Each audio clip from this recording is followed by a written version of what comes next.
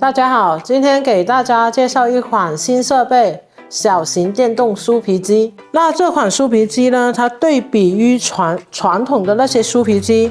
它既小巧，而且功能非常的全面，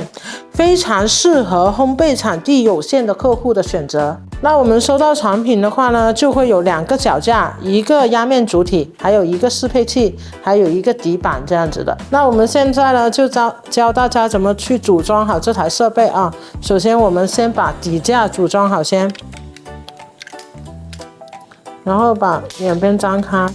然后中间这里把它展成一个 M 字形，然后呢这里呢压住它，然后再展开，就可以形成了一边的一个底架了。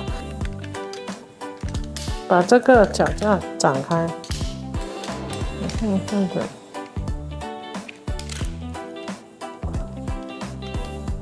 然后把它卡住这条杆，然后那这边呢也是同样的，也是这样子展开它，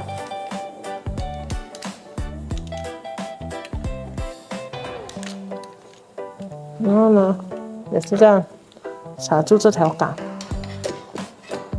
然后呢，我们就连上适配器，这里有个连接适配器的一个插孔，就把适配器装好在这里就可以了。那这款设备它的机身呢是全铝合金金属打造的，坚固耐用，而且呢它在使用过程中非常的省时省力便捷，高效稳定，能够快速的制作完美的酥皮。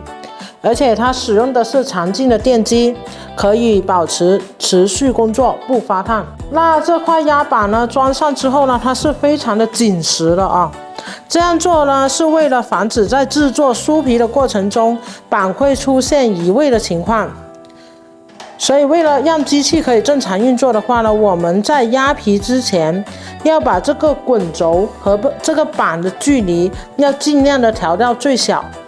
那我们现在呢可以看到这个滚轴跟板的距离是有一定的那个宽度的，然后呢我们呢在操控它的左右距离的时候，这个板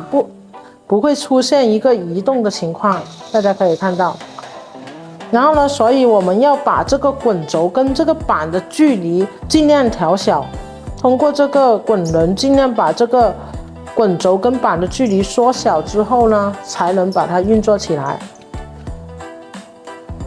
当我们把它调小之后呢，这个滚轮的话呢，它的阻力就会变大了。然后呢，我们再按操作的话呢，这个板呢就可以运作起来了。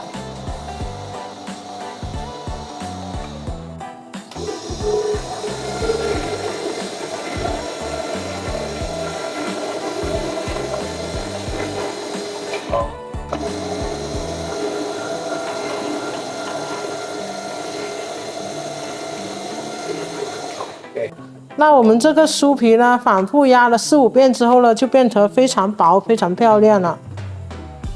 那刚才通过这台设备的展示，我们可以看到这款设备是十分的高效的，而且省时省力省地方，关键是这款设备还十分的具有性价比。那今天这款设备呢，就给大家介绍到这里了，谢谢。